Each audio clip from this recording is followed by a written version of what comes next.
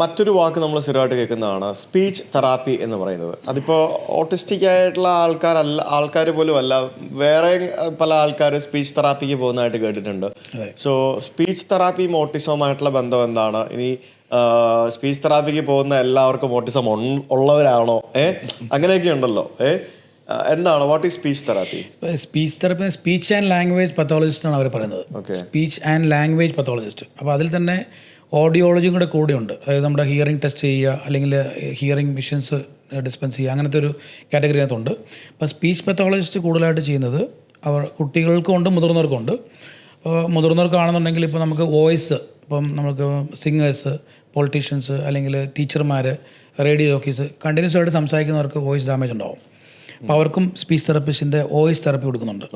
ഇപ്പോൾ കുട്ടികളിലാണെന്നുണ്ടെങ്കിൽ, അതുപോലെ നമുക്കിപ്പം അഡൽട്ടിലാണെങ്കിൽ ഇപ്പം ഒരു സൈഡ് പാരലൈസിസ് ആളുകൾ, അപ്പോൾ അവർക്കും സ്പീച്ച് പ്രോബ്ലം വരാം, അവരും സ്പീച്ച് തെറാപ്പിസ്റ്റിനൊക്കെ പോകാം. കുട്ടികളിൽ പ്രധാനമായിട്ടും ഓട്ടിസം മാത്രമല്ല, ഈ പറഞ്ഞ പോലെ പ്യുവർലി സ്പീച്ച് ഡിലേ, അതായത് അപ്പോൾ അവർക്ക് ലാക്ക് ഓഫ് സ്റ്റിമുലേഷൻ എന്ന് പറയും. അതായത് എക്സ്പോഷർ കുറഞ്ഞുകൊണ്ട്, അതായത് ന്യൂക്ലിയർ ഫാമിലി, പുറത്തൊന്നും പോകുന്നില്ല, ടി വി എപ്പോഴും കാണുന്നു, അല്ലെങ്കിൽ അവർക്ക് മിങ്കിൾ ചെയ്യാനായിട്ട് ഇത് കുറവുള്ള കുട്ടികൾക്ക് സ്പീച്ച് ഡിലേ കാണും.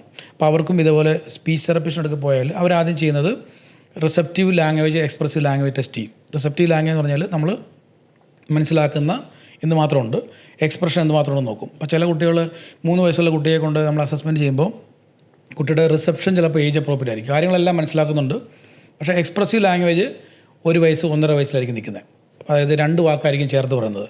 ഞാൻ നേരത്തെ പറഞ്ഞാൽ 3 വയസ്സാകുമ്പം 3 വാക്ക് ചേർത്ത് പറയണം. അമ്മ വെള്ളം വേണം, എനിക്ക് ടാറ്റ പോകണം, എനിക്ക് പിസ്സ വേണം, അല്ലെങ്കിൽ എനിക്ക് മസാല ദോശ വേണം, അങ്ങനെയുള്ള കാര്യങ്ങൾ വേണം. അപ്പം അതിൽ എക്സ്പ്രഷനിൽ ഡിലേ ഉണ്ടെങ്കിലും സ്പീച്ച് തെറാപ്പിസ്റ്റിൻ്റെ സഹായം ആവശ്യമാണ്. അപ്പോൾ അവിടെയും അവർ ചെയ്യുന്നത് ആദ്യം നോക്കുന്നത് കുട്ടിക്ക് സിറ്റിംഗ് ടോളറൻസ് ഉണ്ടോ, അറ്റൻഷൻ ഉണ്ടോ, അവനത് കാര്യങ്ങൾ മനസ്സിലാക്കാൻ പറ്റുന്നുണ്ടോ, ഐ ഹാൻഡ് കോർഡിനേഷൻ ഉണ്ടോ, ഐ കോൺടാക്റ്റ് ഉണ്ടോ എന്ന് അവർ ചെക്ക് ചെയ്യും. അപ്പോൾ അത് ഓട്ടിസത്തിൻ്റെ ഉണ്ടെങ്കിൽ അതിൻ്റെ ട്രീറ്റ്മെൻറ്റ് വേറെയാണ്. പക്ഷേ പ്യുവർലി സ്പീച്ച് മാത്രമാണെങ്കിൽ അവർക്കൊരു ട്രെയിനിങ് കൊടുത്തു കഴിഞ്ഞാൽ അവരെ നമുക്ക് നോർമലാക്കിയെടുത്ത് മുമ്പോട്ട് പോകാൻ പറ്റും.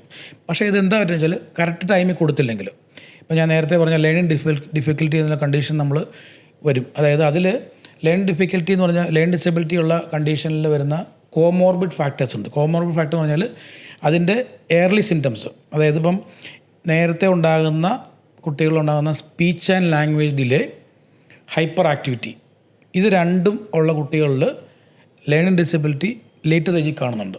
അതായത് 3 വയസ്സിൽ സംസാരം പുറകെ നിൽക്കുന്ന കുട്ടി അതിനെ പ്രോപ്പറായിട്ട് ട്രീറ്റ് ചെയ്യാതെ അവനൊരു 7-8 വയസ്സാകുമ്പോൾ അവനിൽ ലേണിംഗ് ഡിഫിക്കൽറ്റി കാണുന്നുണ്ട്.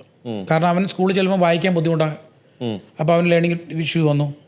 ഇതേപോലെ തന്നെ ചെറുപ്പത്തിലെ അമിതമായ പിരിവിരിപ്പ്, ആ കുട്ടിയെ നമ്മൾ കറക്റ്റ് ചെയ്ത് പോകാതിരുന്നു കഴിഞ്ഞാൽ ഇവർക്കും ശ്രദ്ധക്കുറവ് വന്നിട്ടുണ്ട്. അപ്പോൾ അറ്റൻഷൻ ഡെഫിസിറ്റ് ഉള്ള കുട്ടീനെ അറ്റൻഷൻ ഇമ്പ്രൂവ് ചെയ്യിക്കാതെ കൊണ്ടുപോയാൽ അവർക്കും ലേണിംഗ് ഡിഫിക്കൽറ്റി വരാൻ ചാൻസസ് കൂടുതലാണ്. അപ്പോൾ speech therapist pure speech and language difficulty ഉള്ള കുട്ടികളെയും ഓട്ടിസം ഉള്ള കുട്ടികളെയും അതേപോലെ ലേണിംഗ് ഡിഫിക്കൽറ്റി ഉള്ള കുട്ടികളെയും സ്പീച്ച് തെറാപ്പിസ്റ്റിന് അവർക്ക് ട്രീറ്റ് ചെയ്യാൻ പറ്റും. അപ്പോൾ അവർക്ക് അതിനകത്ത് പ്രധാനമായിട്ട് റോൾ വഹിക്കുന്ന ഒരാളാണ്. പക്ഷേ ഇതിൽ ഒരു ടീം വർക്കായിട്ടാണ് ചെയ്യുന്നത്. അതിലവരൊരു ടീം മെമ്പറാണ് ഈ സ്പീച്ച് തെറാപ്പിസ്റ്റ്. മനസ്സിലായി.